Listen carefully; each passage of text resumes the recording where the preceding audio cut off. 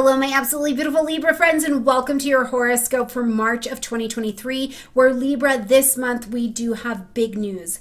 Big planets are making big changes as well. We've got Mars, one of our personal planets, on the way into the energy of Cancer, which means it's fully moving forward, releasing from where it's been for 7 months. And that's a big burst of energy and a pretty profound period for all of us to be working with, but especially for you around work, career, maybe plans or title or reputation changes you've been trying to make. And finally they can land and you can feel like, oh, okay, it's happening. I'm moving forward.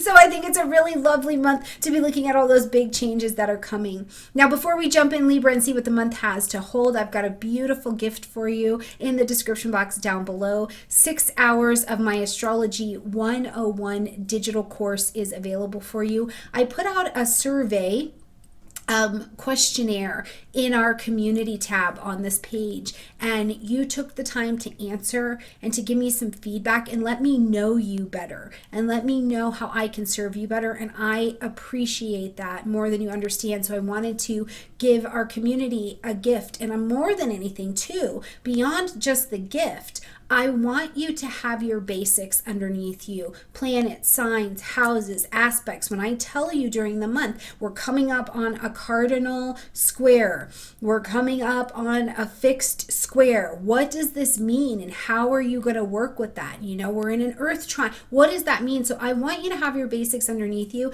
and the opportunity to study. So click in the description box down below, take advantage, grab it, enjoy it, study, do it at your own pace. Don't feel pressed. Okay, and let the energy sink in and absorb. That's how astrology works, okay? All right, my beautiful Libra friends, let's get in here and see what the month has to hold. So first and foremost, as we are coming into this month, we're going to see Mercury out of post-retrograde shadow energy, moving forward, living its best life, moving into the energy of Pisces, okay? We've got Neptune here. Saturn is coming into this area for you as well a little bit later this month. But as we see Mercury come into Pisces, it lights up your 6th house, Libra.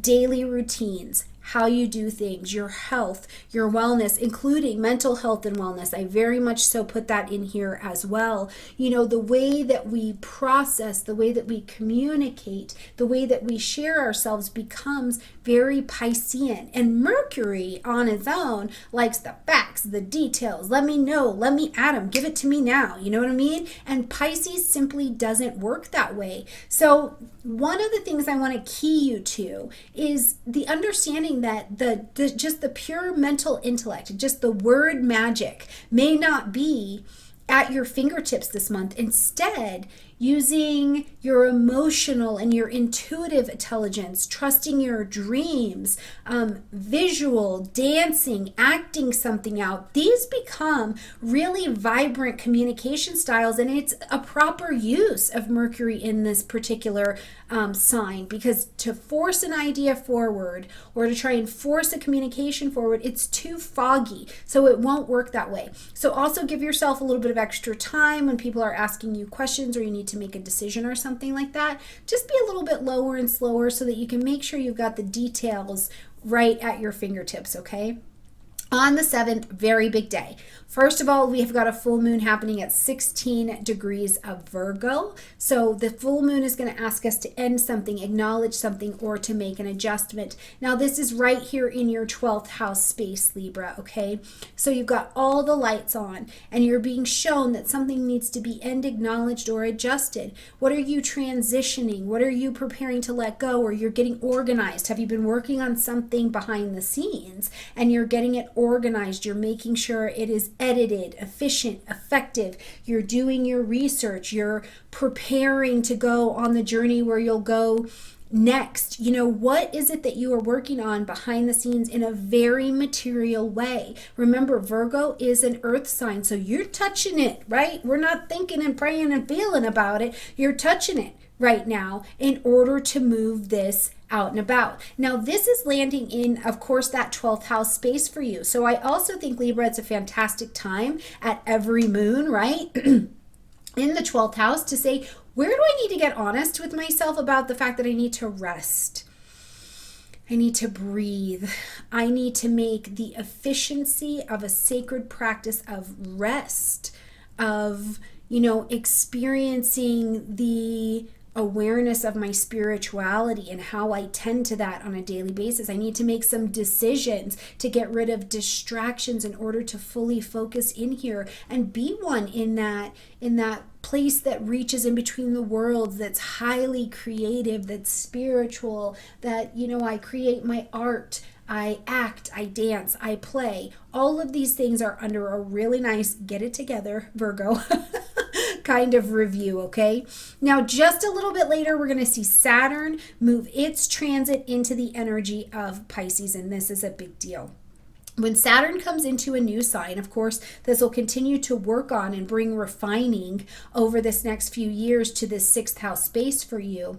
But as Saturn moves into a new sign, the people, places, and things that cannot fit that vibration anymore, you usually start to come into conflict with them or they fall out. And this can be challenging or really exciting, right? Because when we've got our fingers dug into something and Saturn is changing that or showing us where we need to level up, we need to grow, it's time to move in this direction, it can feel painful. We can feel like, I'm working really hard. Why is this so hard, right? Because you're going to build with Saturn. So it can feel that way, but at the same time, it can also feel like, I have been working on this. I have been putting effort into my daily routine, my freelance business, caring for my parents, the stuff I'm doing with animals, my health.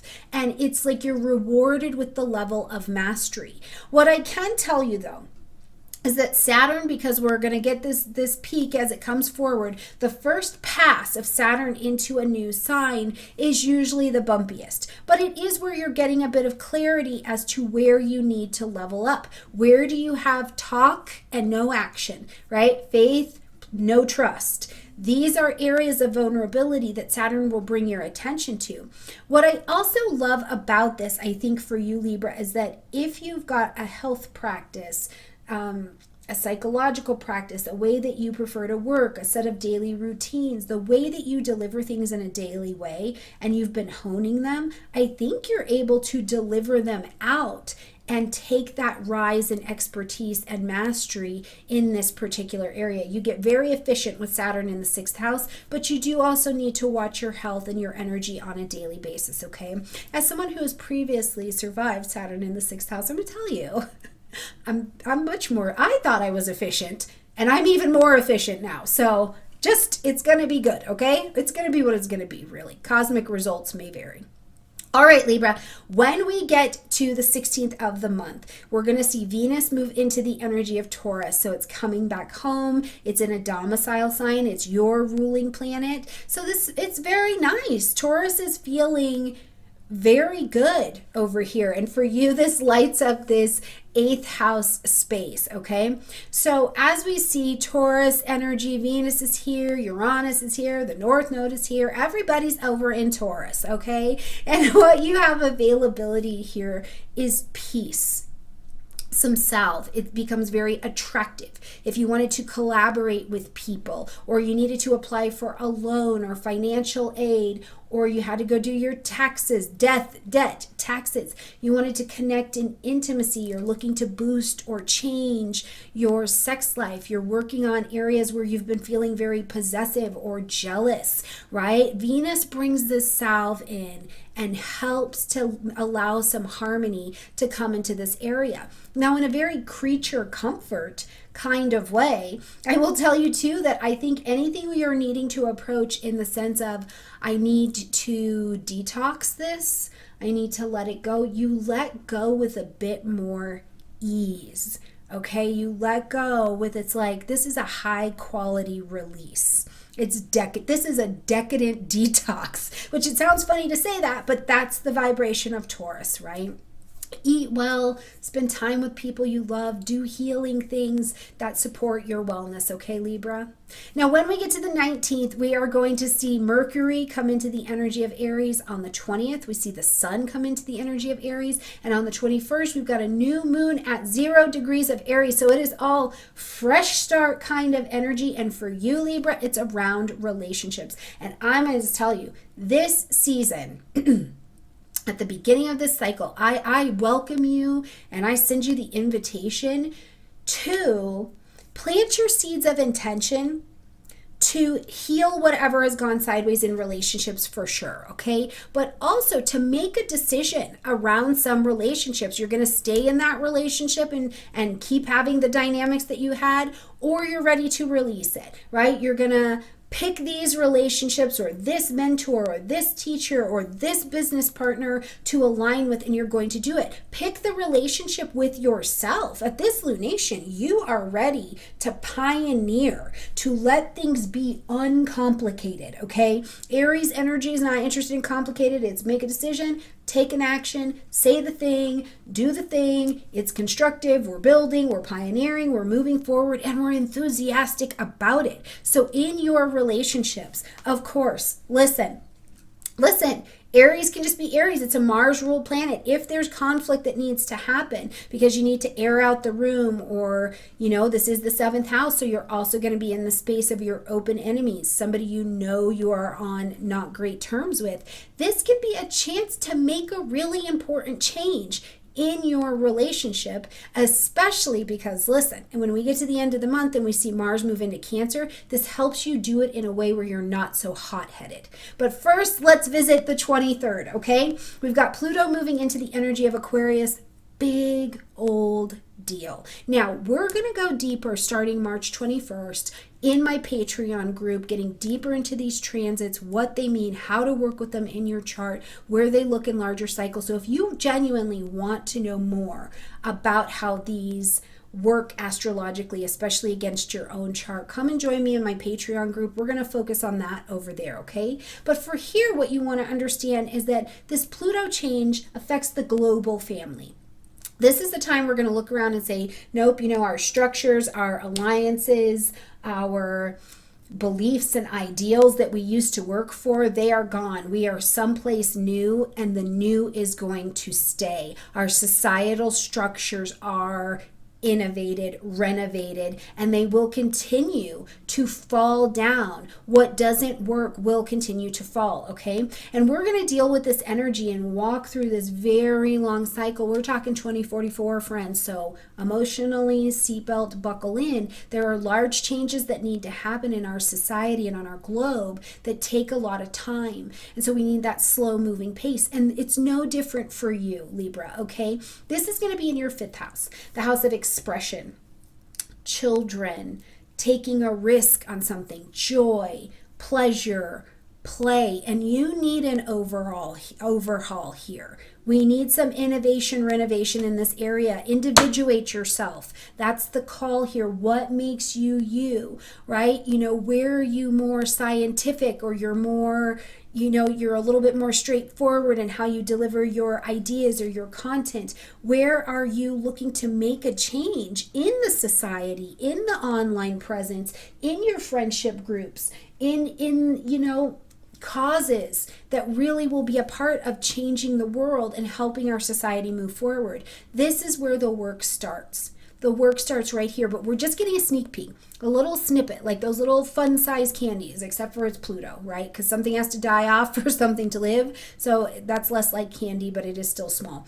So we're going to get a sneak peek from March until June, and then we're going to see this retrograde energy happen. We'll get back into this Capricorn vibration, and then we're going to come forward again. So we've got a long way to go with this, but I want you to be thinking about this, and think about too, in your 5th house, in this space, where is genuine gut level empowerment and change coming to this 5th house area of your life. Okay, on the 25th, we've got Mars moving into the energy of Cancer. It's got this release after being in Gemini for 7 months, which is fantastic, right? We got a lot done. We reviewed. It's all good. There's no bad transits. There's really not. There's some we don't love the feeling of, but they are all useful. But all of that stuff from August, I would really even sneak peek into July, personally, moving forward until now.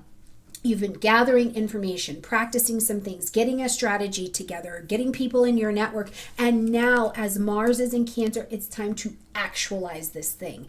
Go forth and prosper. But here's the vision I want you to keep, because Mars has been raring to go over there in that Gemini energy. So have the vision of a really, really hot, like, ball of lava, something, or a hot rock, right? If you've ever gone to Sweat Lodge or to a Nipi, the stones, the grandfathers, right?